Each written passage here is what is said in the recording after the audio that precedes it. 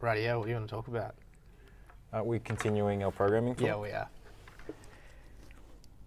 Hey guys, and welcome to the RAW Barbell Club podcast. I'm your host, coach, and all-around good guy, Andy. Today, I'm back with Vu What to Do, aka the Snatch Sensei. The Snatch Sensei himself. Last week we talked a bit about programming. Mm-hmm. Where did we get up to? So we got up to basically discussing the importance of sets and reps and stuff, and we did that.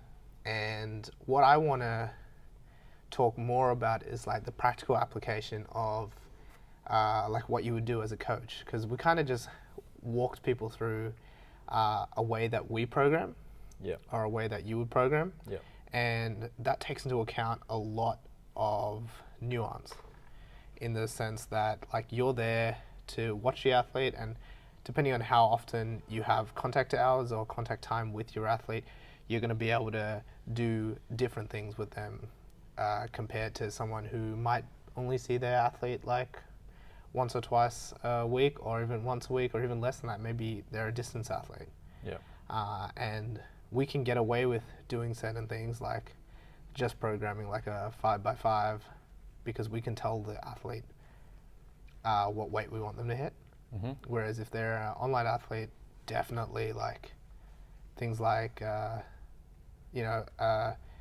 slow increases in load, things like making sure that the volume you give them they can recover from, and I guess all those things play more of a part. So let's first off just talk about, I guess, how you see your role within programming as a coach to your athletes.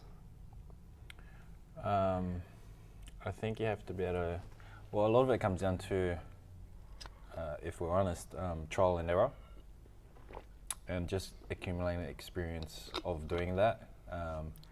And I guess when you say trial and error, it's not like just like guessing for the sake of guessing. You're kind of like staying within whatever you try. It's kind of like within like an educated guess. Usually, you're not like just trying something that's like crazy or too dangerous, I guess, in terms of what you're making the athlete do. So it comes down to a lot of trial and error and getting that experience to kind of get a feel of over time where you might make an adjustment, or what you might aim to do with the athlete based on what you're working on, really. So for example, you might have like, let's say we're working on the snatch or clean and jerk in the program, which is, the more technical stuff compared to like squatting in a program where you kind of like just do the work, right? So you're generally going to program snatches and clean and jerks for the working sets. It's pretty hot, eh? I love looking at you and you're like sweating. Upstairs at the gym, it's like so hot. I'm looking at you and I'm like, I'm so surprised that you're not even a bead of sweat. Yeah, I'm like, man, you're really sweating and you're putting me off. So like generally you're going to program like the working sets for snatch and clean jerks, whether that's a percentage or like 3x3 at a certain percentage, or like you're building up to a heavy double, for example. So 3x3 or 2 reps times 3 sets doesn't sound like much, but sometimes it's how you get there. And athletes will generally find a way of getting to the working sets, but most of the time that's cultivated by you as the coach, and I guess a standard that's placed in terms of the quality of the way your movement should look before you even get there, and how long that might take for each person. So we know Bo in your gym. I think everyone knows Bo, so he's probably a really good example to use. So I mean, he's a masters athlete. How old is he? Like 60 years old. So really, it's not really to do with Bo. It's more just to do with anyone who's 60 and trying to do weightlifting, right? In general, you're probably going to need a longer warm up. You're probably not going to be able to jump like 10, 20 kilos and get to your working sets within like 3 sets, which you might be able to do. I've seen you do that. So that's a good example of 2 different types of athletes, I guess. Like you kind of know, like you don't always do that, but if you need to shorten your warm up, you can. You've tried it, you've played with it before. As an athlete, you know you can. It's a bit of a challenge sometimes when you do it. As a coach, I've seen you do it, so it's not like out of the realm of what you normally do. Yeah. So if you do it, it's like, okay, that's cool. Andy's done that before. But if someone else does that, like Bo, it's like, Bo, what are you doing? Like, this is probably not the best way for you to do your training today. So that's one example, I guess. Yeah, and I mean, just to give some more real-world examples of exactly what you're talking about, is that so generally, like, Vu coaches at our gym on Tuesday, so he does see how a lot of our athletes move, and he just has a lot of time around our athletes as well. Like even before you started like coaching here, like you hung out with us a lot, and stuff like that. So you know all of the athletes, and of course, yeah, you would have seen me like warm up sometimes, and I take like pretty big jumps straight to my working sets on days that I'm, generally feeling good. And obviously sometimes that doesn't work well. Yeah. And other times it does. But then if we go back 2 weeks to Ralph Cashman, when I started warming up, felt like trash. Mm-hmm. And you remember what I did? Went all the way back down to the bar. Yes. And did tiny, tiny jumps. Yeah, because you were doing your, like, I'm going to kind of rush my warm up because you had just finished with another athlete. Yeah, like I was coaching as well. Yeah, you thought you kind of could just do that, but it didn't work. But we had time to like go back down and do it properly.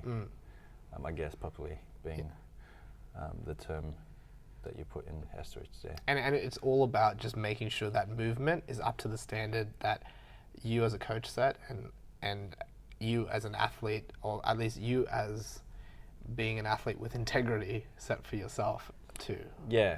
So I mean, in terms of like an athlete with integrity, like that kind of statement in terms of like, let's say you're working up to 80% on a snatch, 85%, anywhere around there, and you're at 70%, and that's your warm-up set that doesn't even count, and that's just on the way. The weight doesn't feel heavy yet, but you missed that rep or that warm-up set that you do, and that's for whatever reason. But as an athlete with integrity, you should like be like, okay, I need to make that weight before I move up, instead of just being like, I'm gonna discount the miss. It's light, I know I can make it anyway, and moving up, which people sometimes do, and then sometimes their working sets become inconsistent as well. So usually if I see that happen, it's like, okay, you need to like, let's do a couple extra sets here maybe that day, just to get the technique a bit tighter, so that you're setting yourself up to do the working sets better. So for whatever reason that day you might be off, so spending more time a little bit earlier on, just to tighten things up, just to make the adjustments, or even just to be like, it might be like a case of that day it's feeling heavy before it even gets to the percentage. So that might be a sign where it's like, okay, we might not be able to hit as high as we thought today. So maybe an indication where we need to pull it back that day. Maybe that person hasn't had sleep or something like that. Yeah, worked like 24 hours or worked some ridiculous amount of time. Yeah, not eating food. Yeah, sometimes the athlete comes in and they just look a certain way that they're already saying they're tired from work, and it's just like, okay, if there was a big day planned, you're already kind of like thinking about how to adjust the program so that they get through it without like just trying to like do everything that was planned, and not be able to do anything, successfully. Yeah. Because there's a certain level of like adaptability to being able to coach your athlete in person as well, right? Yeah, and like in the end, like we were saying last week, one of the big things is you just kind of like need to accumulate work. Yeah. So it's not every day you need to really like hit everything and like hit everything really perfect, and it needs to look like great, and you need to feel strong. So some days it's just, okay, like you're here, like just get the work done as best as you can. Yeah, I agree with that completely. Moving on then, like the other thing I guess is we can split, you mentioned it as well, like you can split athletes into some groups like age categories, genders obviously, bigger and smaller athletes. And when you take all of those things into account, we can generalize around some extra programming principles too, right? Yeah. For example, like a younger athlete might need a little bit more hypertrophy work. Yep. which is, you know, a greater volume of work overall, just because that they're at a stage of development where they need to actually put some muscle on and practice movements in a certain way. Yeah. An older athlete might also need some extra hypertrophy work just because there is going to be a bit of wastage. Yeah. As you get older, you do tend to just sort of atrophy very easily. Yeah.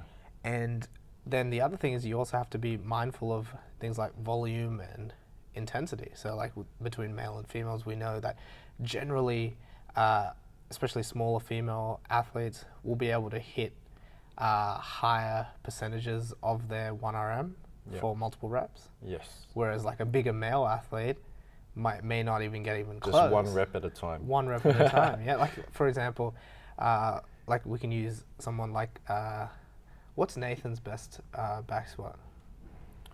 185. 185. Yeah. What can he do for a set of 5? I'm not sure off the top of my head. I think he took, well, when he was here that day, I think he was doing like 140 or something. Maybe 150. Yeah. Yeah, if he was something really around pushing that. it, and if it was fresh. So whereas I would almost gander that someone like Jack can squat what, like 215, 217, and I don't know if he'd be able to squat 180 for a set of 5. Yeah. I think that would be pushing it. Yeah. Yeah, like really pushing it.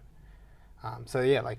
Well, I find just continuing on that point, like girls can get quite close to their max on like the snatch and clean and jerk, not the like squats. regularly.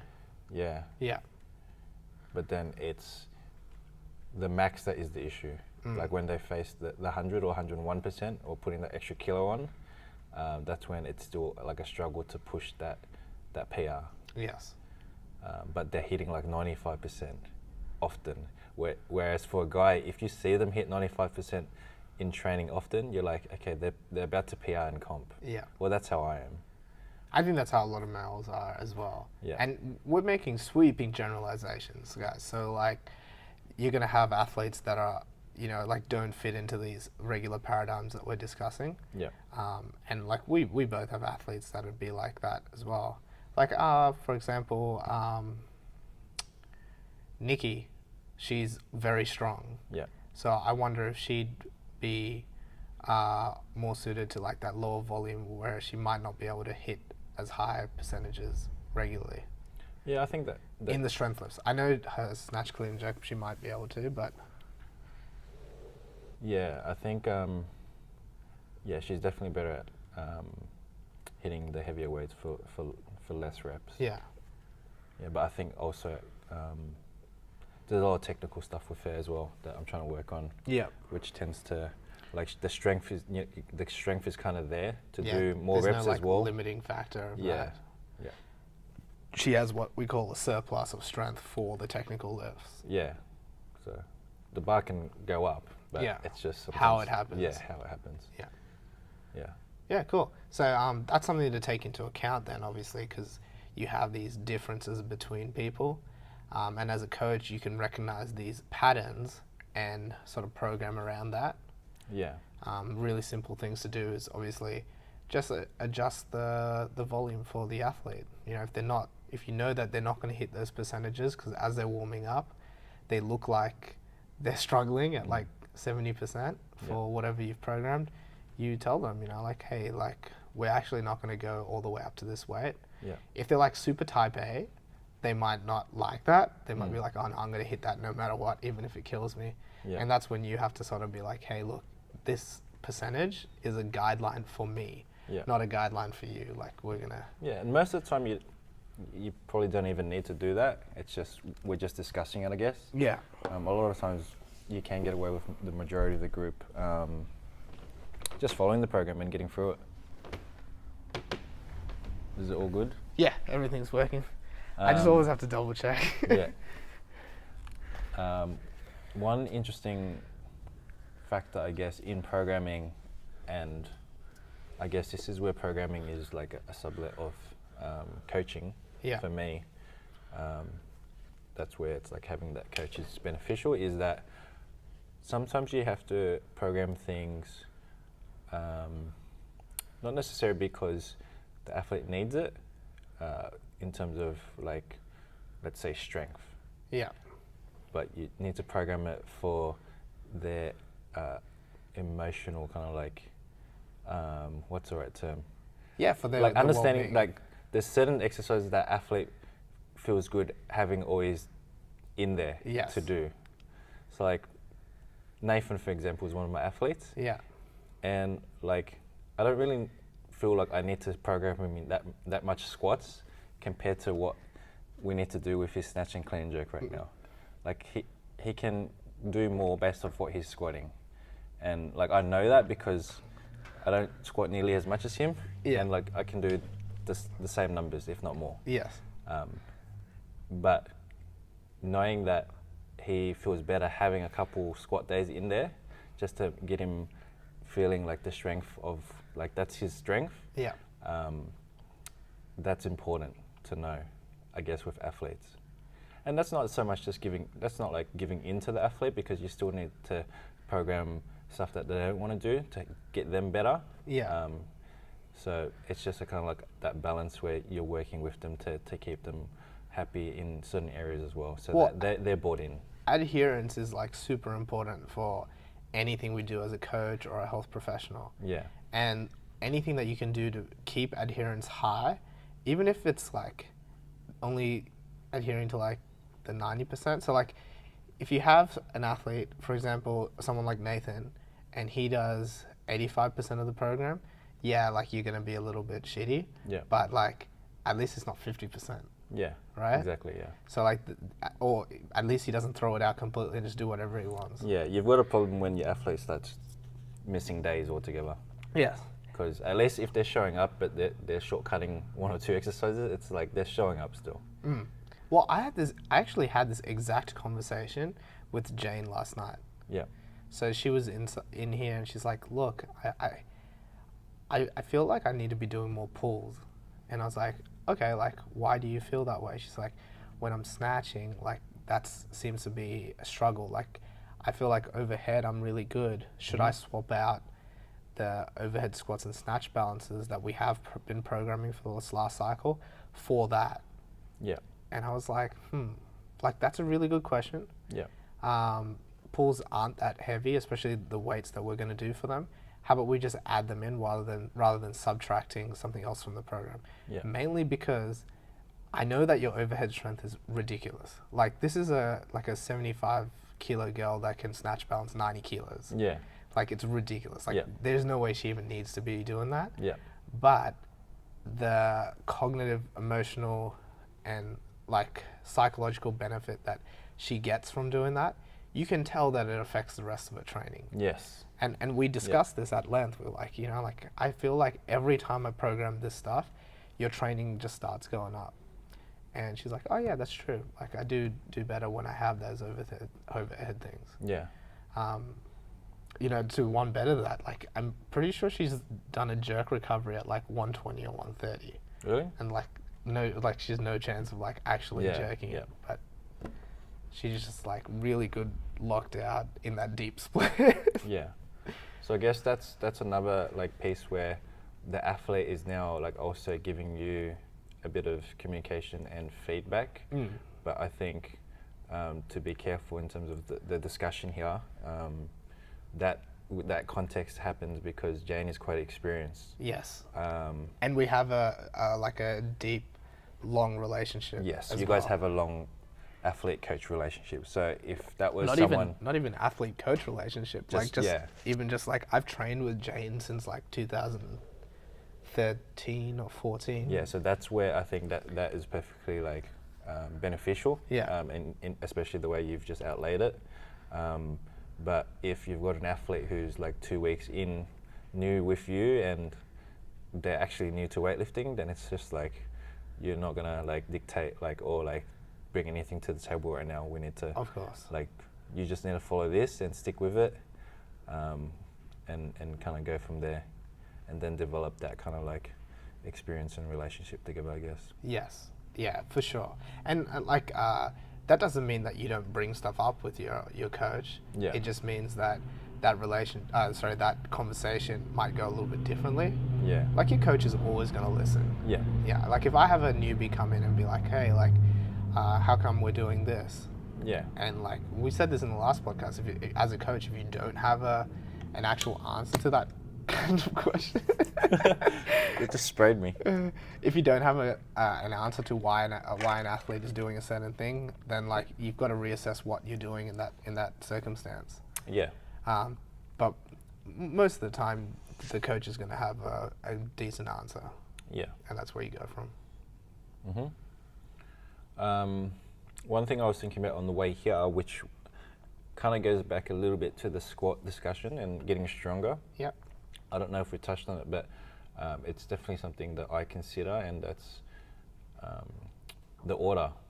So whether you put squats at the start or at the end of your program for the day, Yeah. can drastically affect the outcome for that period.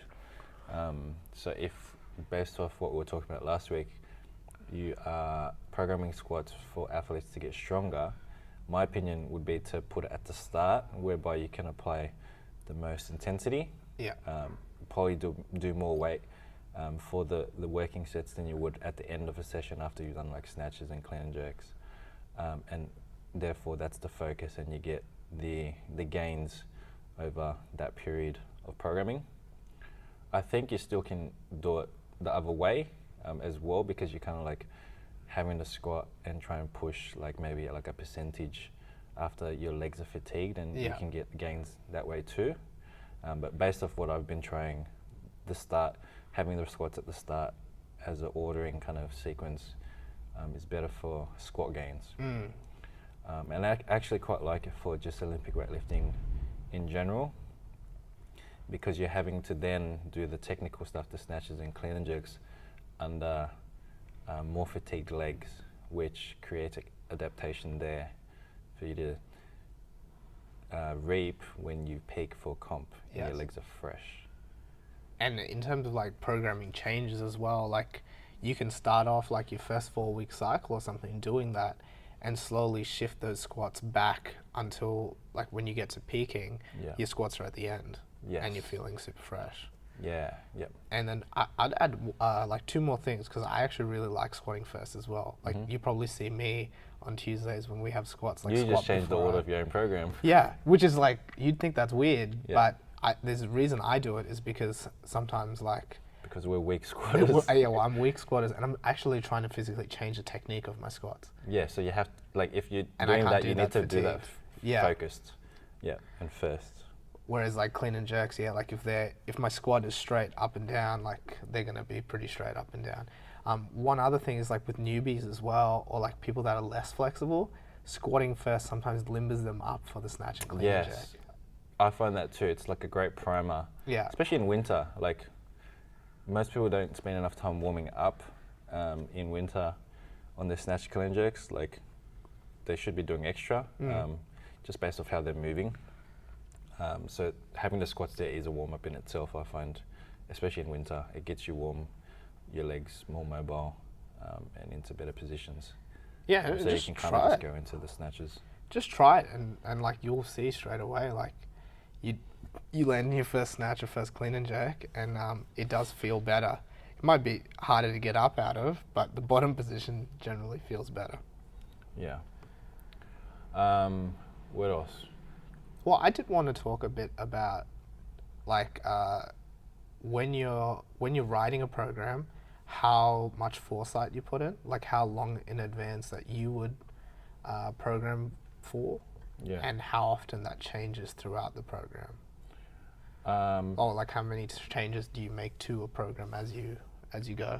See, I try not to get too fancy with like a longer term kind of like overview, I guess. And is there a reason for that? Is that again what we were talking about before, and that you can see your athletes really regularly? So yeah, if you see athletes all the time, for one, but also if you don't have athletes that are competing for international competitions, it's less important to like plan out your like 6 months or more kind of like cycle, I guess. If you kind of have an idea of the calendar, okay, here's where like the state and national comps are, where we might peak, and then the local comps will just try and get in wherever and maybe not peak for kind of thing.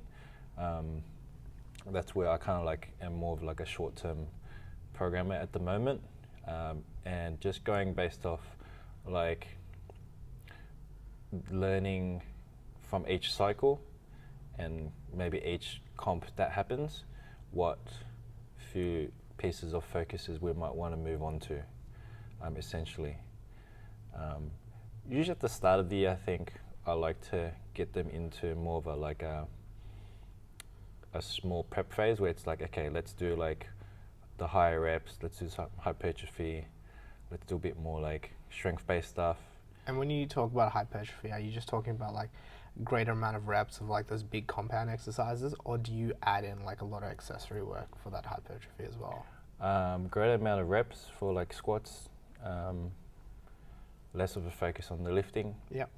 Just starting to build that in, and accessories too. But I think accessories, I try and keep that steady as well, just to keep them, I guess, what's the term, like healthy in terms of like making sure we're covering like little things. Yeah. And keeping them balanced. And little things that could help, like triceps or whatever. Yeah. Or like for you with the riser squats, or lunges, stuff like that. Just so like extra leg. I mean, just for me, extra just stuff. extra quad stuff, basically. Yeah. I have a question. Oh, sorry. Keep going with your programming. So that was like the first. Yeah. So for first the bit. most part, I do 4-week blocks. Yeah. And that might extend to 8 weeks where it's similar, and then I might change in terms of like, it doesn't really ever change too much because like we're gonna squat multiple times a week, we're gonna do snatches, we're gonna do clean jerks, we're gonna have power days, but just in terms of maybe the focus that I have, Yeah.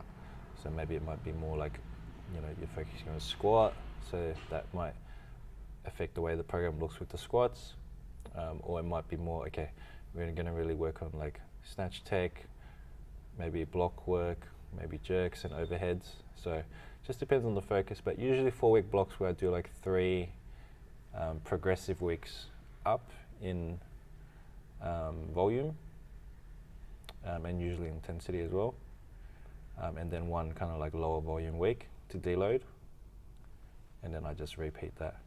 Yeah. Based off how that 4-week block goes.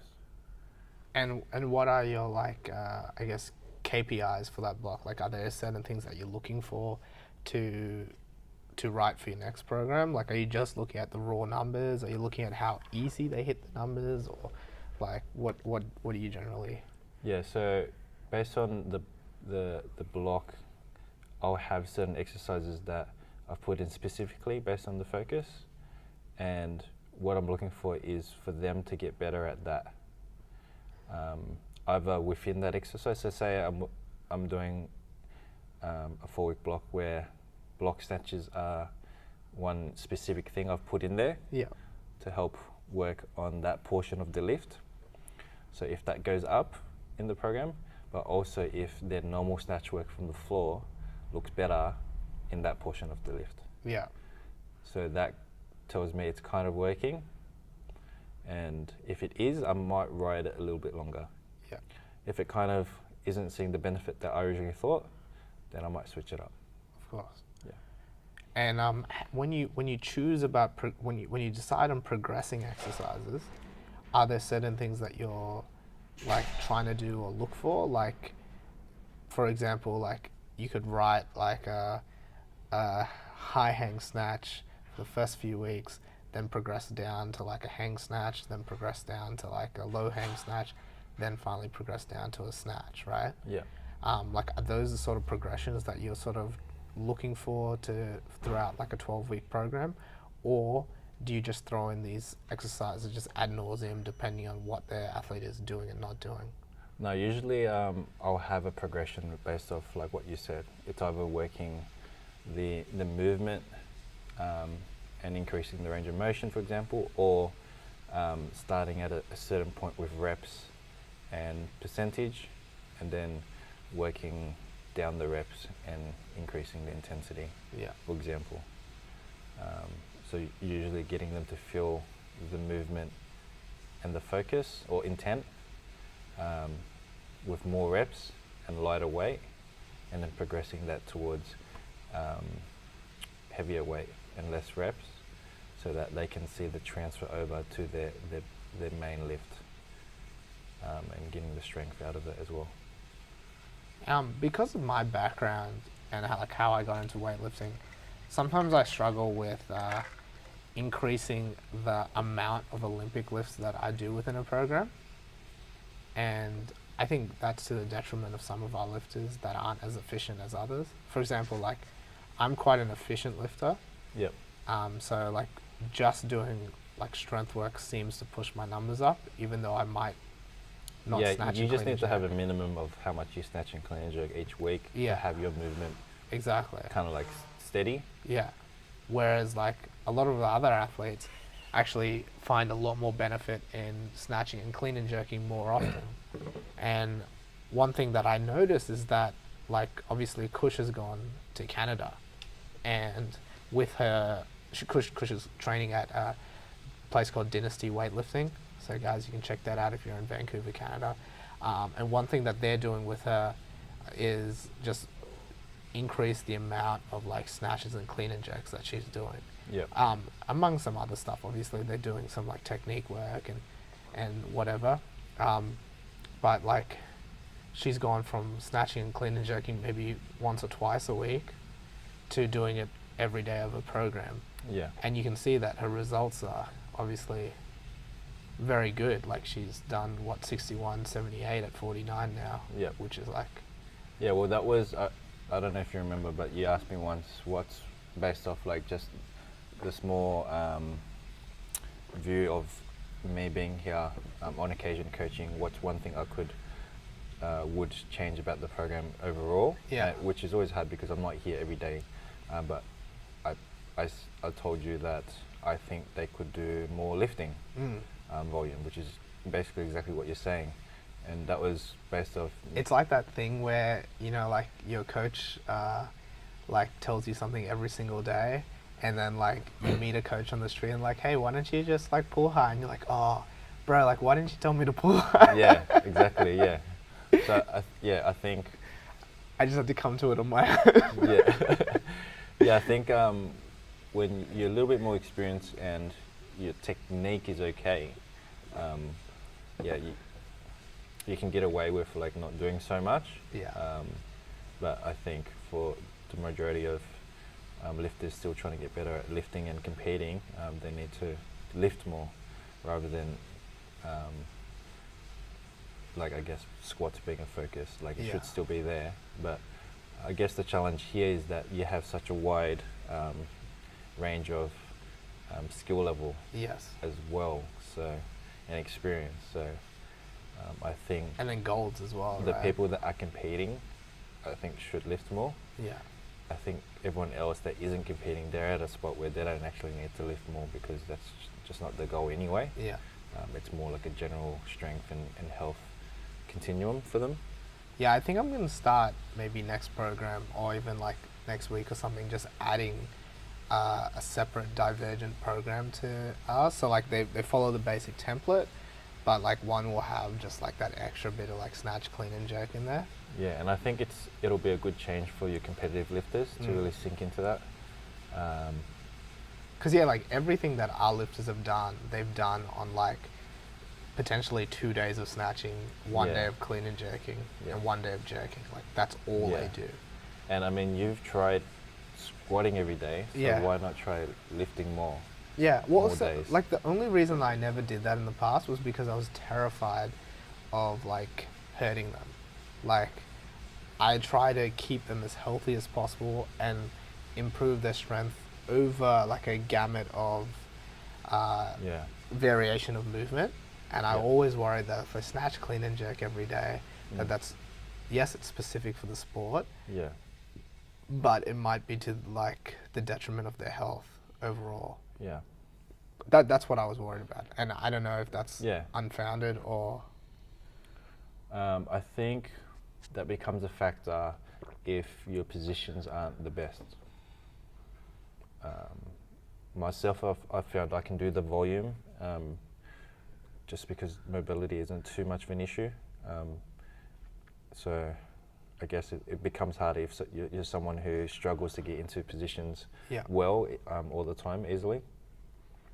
So that's definitely a factor. What I was going to say, I forgot now. No, that's all right. Yeah. And I guess the other thing I wanted to ask you about is then, like, obviously when I do program snatch, clean and jerks, like I tend to program them pretty heavy. So would I be, like, I'd obviously program them a lot lighter. Yeah, you'd have to do days where it's either like a power variation or like a complex, which is a little bit more technical. So like I like your Tuesday complex where it's been just like a progression of like... Well, that's inspired by that Snatch Sensei complex that you had me doing last year. Cool. Yeah, so like you got like a hang muscle snatch into a muscle snatch from the floor into a high hang squat snatch. So that's dictated by like the muscle snatch, which you're not really ever going to be able to go like close to heavy compared to your snatch. So that regulates the weight on this day, whilst still snatching and working on some technical features based off those movements that are specific in there.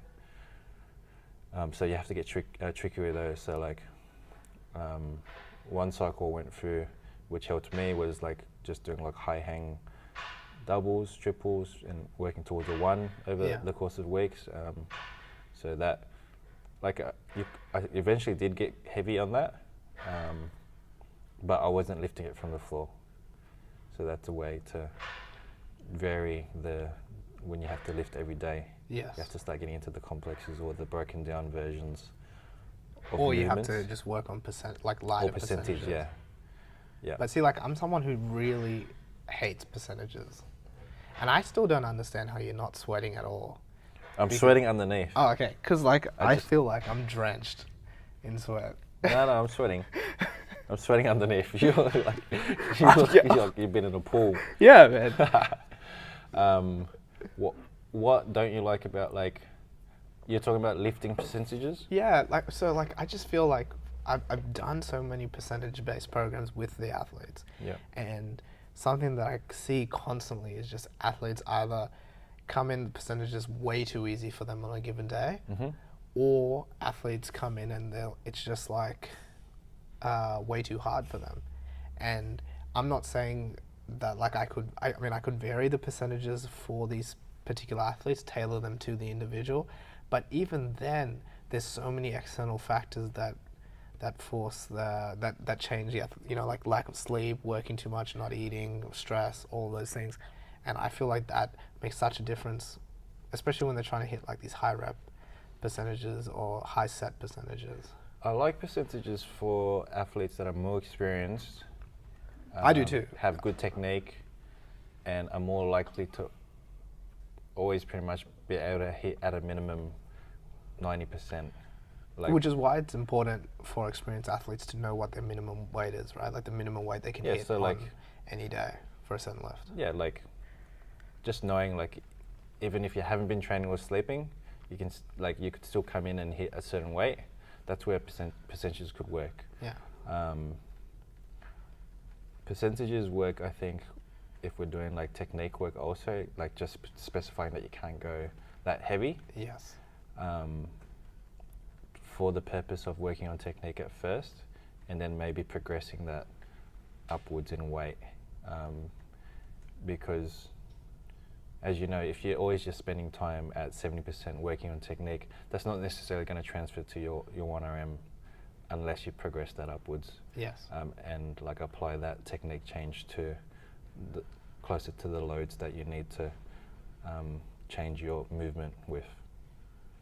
Yeah, okay. One thing that I do like though, and so like, I'm not just railing on... Someone's opened the door. Yeah. Who's here? What's the time? It's 4:20. Oh, okay. That must be Anthony. He wasn't here last week. Yeah, I'll just check. Give me 1 second. But yeah, while I'm going, I guess you can answer this question for me. Where do you see, like, would you ever program like a percentage range as opposed to like a straight percentage? Like, I want this between 70 and 80%, or 70 and 75%, 70, 73%, something like that, rather than just being like, oh, it's 5 sets of 3 at 70%. Yeah. I've programmed and I would program. Hey Peter, how you doing? Good. Is it just you? Oh yeah, is it just you here? Sorry? Is it just you here? Just waiting. Oh, okay, cool. All right, awesome. We'll be down in a second. We're just finishing recording. Yeah, I would program a range, and I've done that before, but pretty small range, Yeah. I would say. So like 80 to 85%. And that's more where it's like, okay, that's kind of like the amount of intensity I want from the athlete that day. Yeah. But that gives you room where it's like, okay, if I hit 80% and it feels super heavy that day because of whatever reason, then that's just where I'm going to stick with. But if it feels good and crispy, then I'll go 85 and get a little bit more intensity out of that day because I'm feeling good. Yeah.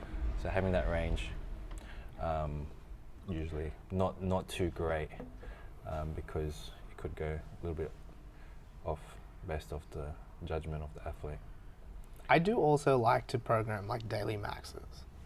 So like what we're doing with the squats at the moment, where Yeah. they build up to like a single, but it's not a single. Like it's a hard single with, you know, like a slow eccentric or a long pause, something that really lowers the weight down. So like let's say a lifter that can squat 150 is really only squatting up to like 130 or something, Yeah, which is like very much lower than their 1RM. yeah, So they build up to that single for the day, and then they do their percentage work after that. yeah, And the cool thing is, like day one, that percentage work might be like quite high because they've done really well.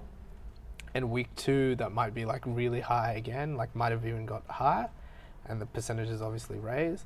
But then week three, let's say they've had a bad week and they've like haven't slept or whatever, that day that squat is lower, and then that percentage tends to be like yeah, lower as well. yeah, So it like sort of undulates with their feeling, but they're still getting like a training effect of like hitting tough percentages for the day. What about like in regards to snatch and clean and jerk work? See, like that's the thing. Like I feel like I've nailed it with the squats for this program. Yeah, But one thing I'm not happy about so much is the snatches and clean and jerks. And I do think that there needs to be a way for me to do that particular thing.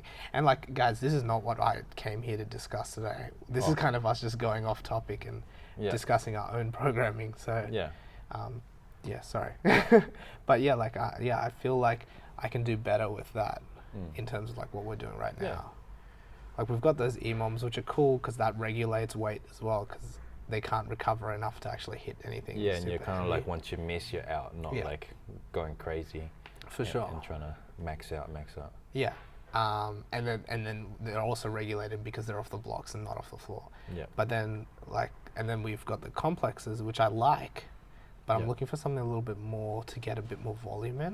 yeah, Because I think that while we're snatching, clean and jerking like a good intensity at the moment, the volume's not there. So I think that's where you could experiment with the percentage range Yes. and be like, okay, you want this to be a fairly heavy day, and so what's that range look like for you?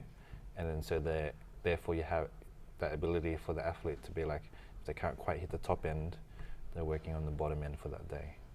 But everyone's working within the range, Yeah. kind of. Yeah, that makes sense.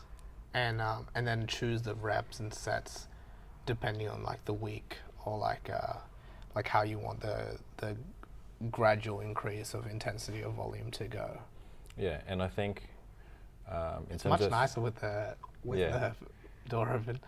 And I think with like your goal to play with more volume for snatch and clean jerk work, because it's only ever really going to be like 1 to 3 reps, right? Yeah. Like, why not give them like 8, 10 sets? Yes. Do you know what I mean? Because that's what you mentioned about when you did that one squat cycle, where it was like 5 reps, 10 sets. Yeah, And yeah, you got yeah. like really strong. But it's just not something we do often. Yes. It's like, why not? That's very true. Again, I think the other thing you need to think about, I mean, I need to think about is time. how much time do the athletes actually have to spend here? So you have to make like that day the focus. Yes. Like just like squat, snatch, clean, jerk. Yeah. And then the other days maybe you're more like accessory based days and like doing more exercises and gains and stuff like that. One thing I did notice as well is like I know last week you recommended like doing your heavy squats early in the week. One thing I would add to that is I would do your heavy deadlifts later in the week.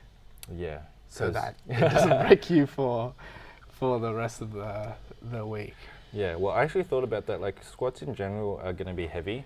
Yeah. But where I was coming from was doing like the slightly more reps at the start of the week, which tends to tax you more. If you're doing like one rep, you're still going heavy, but you can kind of like still just do one rep at the end of the week and be okay in that session. One last piece on, I guess, the programming of volume for snatching clean jerks that I was thinking of is that it's one thing to program more volume in your snatching clean jerk, but there's no point if your athlete is not focusing on something when they're doing it. Yes. So like Intention is key. It's a waste if they do so much more volume in lifting, but there's no actual like them, because it's a technical movement. So that's where the coaching comes in and being like, okay, we really need to focus on this today, or like they should be aiming not to miss. Or what are the key things for that individual that they need to work on through all this volume of lifting, which for Jane would be pulling higher on her snatches. Yeah. And she's going to have the opportunity to, because there's going to be that much more snatching. Yeah. Aside from her doing pulls. So it doesn't change unless it changes. Yes. Yeah. Yeah, there's no point just reinforcing bad patterns and bad... Yeah, otherwise you're just doing more lifting. Yeah. Yeah. And more bad lifting at that. Yeah, so it can work if your lifting's already good, but it can not do anything if your lifting's... Well, I think needs everyone improvement. stands to improve something during their weightlifting. Yeah, but like if your technique is already kind of good, then doing more lifting will help. Yeah. Yeah. No, that makes complete sense. And then the last thing I guess to talk about, I guess, would be the actual, like the art of coaching, right? Like the importance of like being able to have these discussions with your coach, being able to talk, one-on-one with them or whatever, and actually, or be there with that coach, like watching you, like that makes such a difference as well to deciding on that intention. Yeah. Because they can tell you like, hey, we're going to work on something, or hey, let's not work on this. Yeah. Let's try something different. Yeah. Yeah, definitely. I guess we probably should finish up now because we've got to go do some coaching and stuff ourselves. Yep. Well, I got to lift. You're going to coach me. Yeah. I like how this is the art of programming and your thing says art accessories. Where can people find you, Vu? You can find me on Instagram at Snatch_Sensei. That's it. Awesome.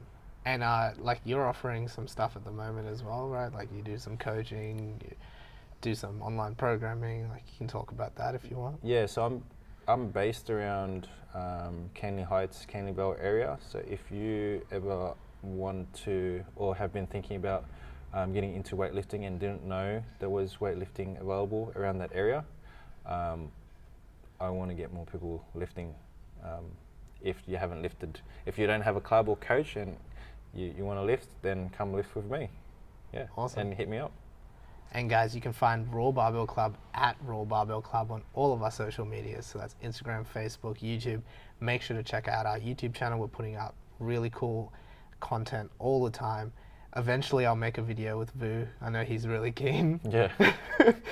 And make sure you follow our Instagram as well. You can check out all of our stories, see what the athletes here are getting up to. We just had state champs for Masters. Yes. Which was pretty cool. Yeah. Like all your athletes did really well. I just had Nikki. Oh, you just had Nikki. Yeah. You had more. Yeah. So yeah, like Nikki did well. Obviously, Bo, my mom, Sharina, she did well. Bailey, unfortunately, didn't do as well due to like having a little niggle, a little injury. So we're gonna, don't worry though, like we're sorting that out. Yeah. She's on like team upper body programming cool. at the moment. And just congratulate. You know what? I'm really impressed with the caliber of masters lifters. I told you this on the weekend. Like, I think that masters lifting is getting better and better each year. Yeah, it's coming through. Like, I was like crazy excited. And then the atmosphere was lit as well. Yeah, it was really good. Actually better than Ralph Cashman. Like, people were just like cheering and all the athletes were cheering each other on. And I was like, damn, like, I wish I was a masters athlete. I'll be there next year. Will you? Yeah. Oh, damn. That is exciting. Yeah. So guys, yeah, like, make sure you follow us. If you like this episode, please reach out to Vu or myself and comment and share it around. And lastly, if you really, really like what we're doing, please consider donating to the podcast. So you can find that link in the description. All we ask is the price of a coffee. And yeah, that's it, guys. Thank you so much for being here. I will see you next time. Thanks, Andy. Peace. See you guys.